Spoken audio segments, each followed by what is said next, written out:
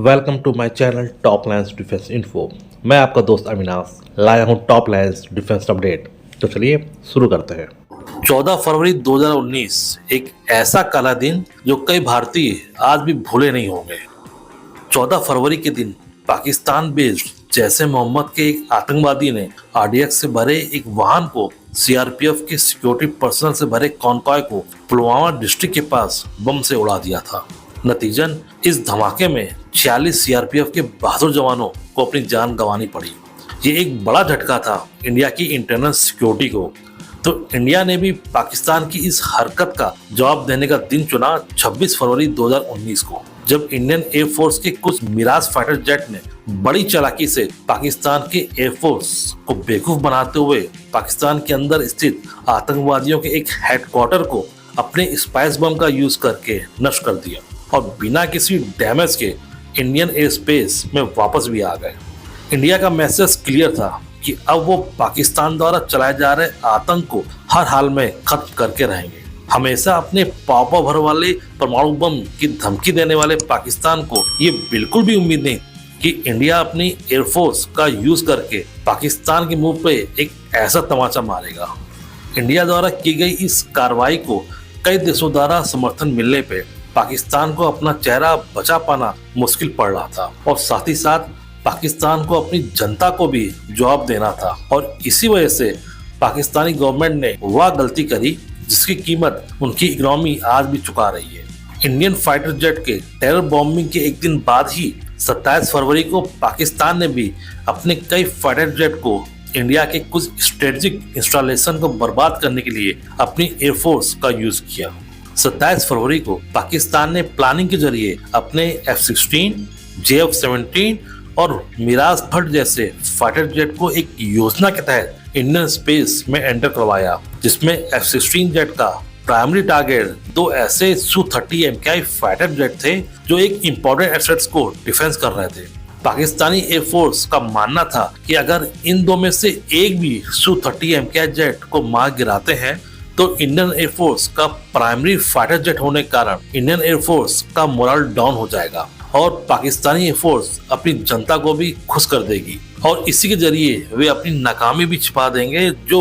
Miraj fighter jet द्वारा इनको दी गई थी। जैसा कि मैंने पहले भी बताया था कि पाकिस्तानी F-16 का प्राइमरी टारगेट इंडियन एयरफोर्स का Su-30 MKI जेट था और F-16 ने भी पूरा ट्राई किया कि वो अपने मिशन में कामयाब हो जाए, पर ऐसा हो ना सका। तो ऐसे क्या कारण थे कि दुनिया का सबसे ज्यादा यूज होने वाला F-16 जेट, जिसका सिक्का पूरी दुनिया में चलता है और कई एयरफोर्स की फर्स्ट चॉइस होता है, उसने अपनी best air to air missile AIM-120C5 को भी यूज करके Su-30 MKI को गिरा ना पाया, जबकि अमेरिकी AIM-120C5 मिसाइल की रेंज 105 किलोमीटर तक होती है और F-16 ने जब ये मिसाइल इंडियन Su-30 MKI पर फायर किया था तब Su-30 MKI केवल 25 से 30 किलोमीटर ही दूर थे। इंडियन एयरफोर्स के Su-30 MKI ही नहीं, इनके MiG-21, MiG-29 और मिराज 2000 जैसे जेट भी F-16 को टक्कर देने में ट्रेन है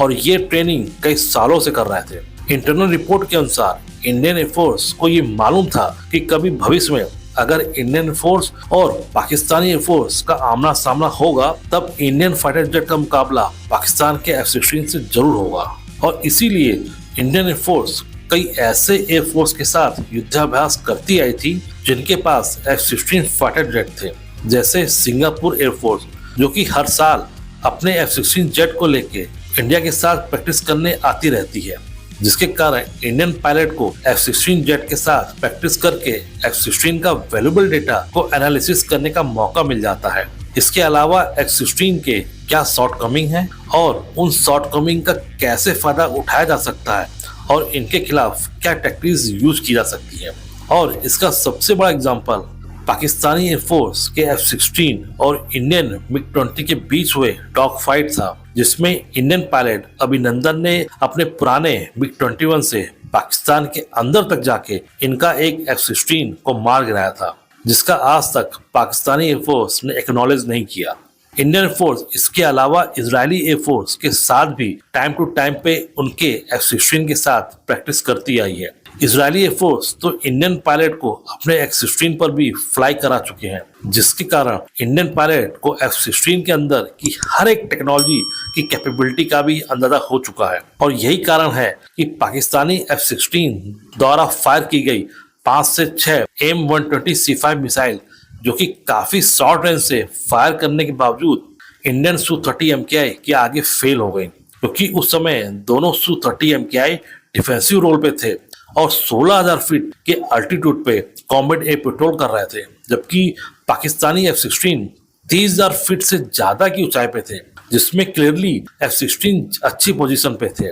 और इसी कारण बियॉन्ड विजुअल रेंज में होने के बावजूद तथा उस एरिया में और इंडियन फाइटर जेट होने के कारण F-16 के वुल्फ पैक ने जल्दी जल्दी और लगातार 5 से 6 M120C5 missile Indian Su-30 MKI को टारगेट करके फायर की गई। तो चूंकि Su-30 MKI एक इम्पोर्टेंट एसेट्स को गार्ड कर रहे थे और F-16 के मुकाबले कम ऊंचाई पे थे, हालांकि Su-30 MKI Russian R-77 missile जो कि 80 से 100 किलोमीटर की रेंज देती हैं, होने के बावजूद F-16 द्वारा फायर की गई मिसाइल को अपने फ्लेयर, चाफ और हाई एंगल मैनूवर करके डॉस करते रहे,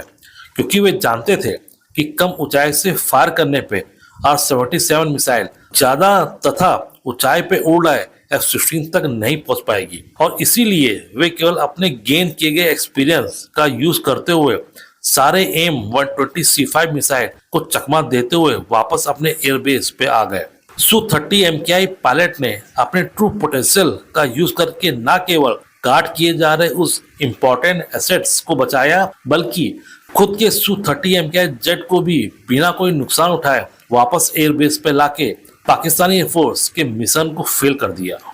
इसी तरह की डिफेंस न्यूज और फैक्ट्स की रेगुलर अपडेट पाने के लिए मेरे चैनल को लाइक और सब्सक्राइब जरूर कीजिए और हाँ, बेल आइकन दबाना मत भूलिएगा। जय हिंद।